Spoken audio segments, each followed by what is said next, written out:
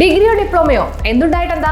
കാര്യങ്ങൾ ജോറായി നടക്കണമെങ്കിൽ നല്ല ജോലി, മികച്ച ശമ്പളവും 100% പ്ലേസ്മെന്റ് അസിസ്റ്റൻസോട് കൂടി ഇന്ത്യയിലും വിദേശത്തും മികച്ച തൊഴിലവസരങ്ങളുള്ള NCVT സർട്ടിഫിക്കറ്റോട് കൂടിയ ഫിറ്റർ കോഴ്സ്, ടാറ്റ സർട്ടിഫിക്കറ്റോടെ ഓട്ടോമൊബൈൽ ടെക്നീഷ്യൻ കോഴ്സ്, കേന്ദ്ര ഗവൺമെന്റ് അംഗീകൃത സർട്ടിഫിക്കറ്റോട് കൂടിയ വെൽഡർ കോഴ്സ്, കൂടാതെ വനിതകൾക്കായി കേന്ദ്ര ഗവൺമെന്റ് സർട്ടിഫിക്കറ്റോട് കൂടിയ വളരെ കുറഞ്ഞ ഫീസിൽ ബ്യൂട്ടീഷ്യൻ കോഴ്സുകൾ ഇനി ജൂബിലി മെമ്മോറിയൽ പ്രൈവറ്റ് ITI നിന്നും പഠിക്കാം.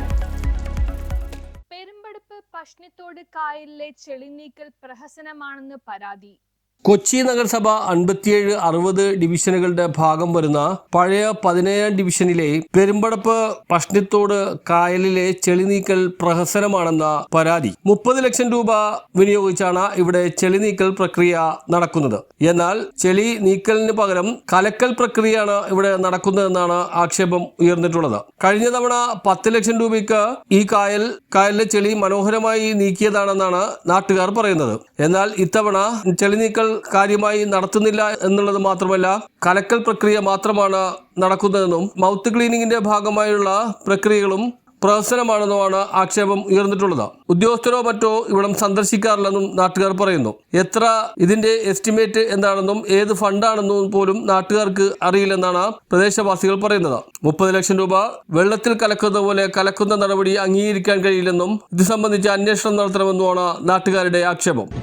ഇത് നമ്മുടെ കഴിഞ്ഞ കൗൺസിലർ രഞ്ജിത്ത് ഭാഷ ഉണ്ടായിരുന്ന സമയത്ത് 17-ാം ഡിവിഷനിലേക്കായിരുന്നു. ഇപ്പോൾ ഇന്നിപ്പോൾ ഡിവിഷൻ വിഭജിച്ച് 57-60 ഇപ്പോൾ 17-ാം ഡിവിഷനിലേക്കായിട്ട് വന്ന 30 ലക്ഷം രൂപയുടെ ഫണ്ടിന്റെ ഡ്രഡ്ജിങ് ആണ് നമുക്കിപ്പോൾ നിലവിൽ ഇവിടെ കണ്ടുകൊണ്ടിരിക്കുന്നത്.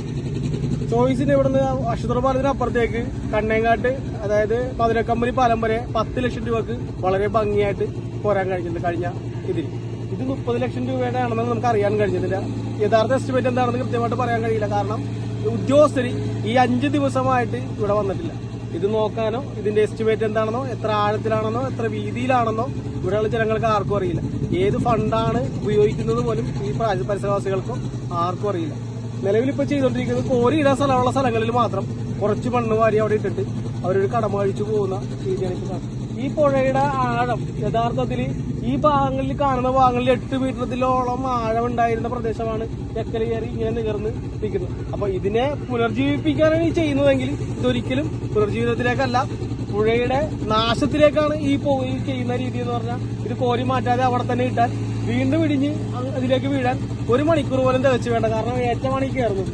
ഈ ഏറ്റത്തിൽ ഇത് അലിഞ്ഞ് തിരിച്ച് ആ കോരിയ ഭാഗത്തേക്ക് വീഴാൻ അധികം സമയമില്ല. 30 ലക്ഷം രൂപ വെള്ളത്തിൽ കായം കലക്കി കളയുക എന്നാണ് ഈ പറയാനുള്ളത്. News bureau, Palluruthy.